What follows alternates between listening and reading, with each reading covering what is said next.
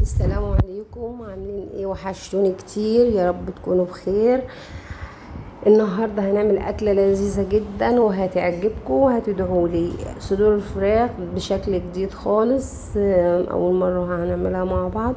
هنجيب صدور فراخ وهنشرحها تشريحه خفيفه بالطول بالعرض، وهنتبلها بملح وفلفل، وهنغلفها بدقيق تغليفة خفيفة. وهنجيب طاسة على النار نحط فيها معلقتين سمنة ومعلقتين زيت، وهنسخنهم كويس جدا، وننزل على الفراخ، ننزل بيها مع بالفراخ وهنحضر معانا 5 فصوص توم، وهنفرمهم فرم ناعم. وهنحطهم على الفراخ،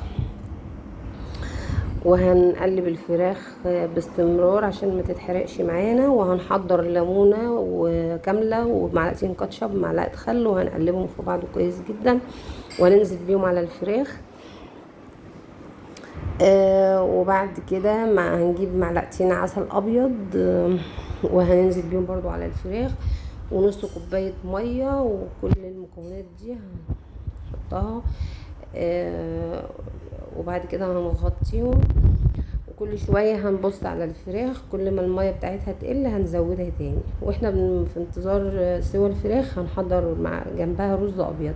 طبعا الرز الابيض طريقته سهله، احنا كده بنزود ميه تاني. هنجيب كوبايه رز او حسب كل واحد. طبعا هنجيب هنا بقدونس عيدان، وهنقطعها ناعم، وهنحطها على الفراخ وهي بتستوي.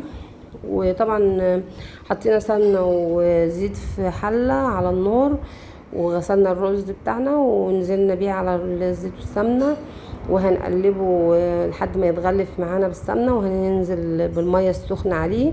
وبكده الفراخ بتاعتنا استوت والرز كمان استوى، وهنقدمه. صراحه الاكله تحفه، طعمها يجنن. انا عملتها لاولادي، قالوا لي يا ماما اعمليها لنا كل يوم، هتعجبكم جدا جدا جدا. جربوها وعلى ضمانتي. وجربوها وان شاء الله هتدعوا لي. وما تنسوش بقى تعملوا لي الاعجاب الجميل بتاعكم، واللي ما اشتركش في القناه يشترك، وفعلوا زر الجرس عشان يوصلكم كل جديد. ويا رب يكون الاكل عجبكم.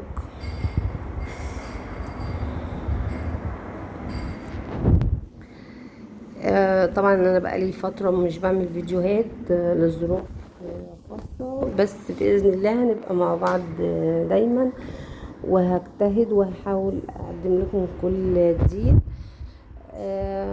وبس كده، السلام عليكم ورحمه الله وبركاته. وباي باي، مع السلامه.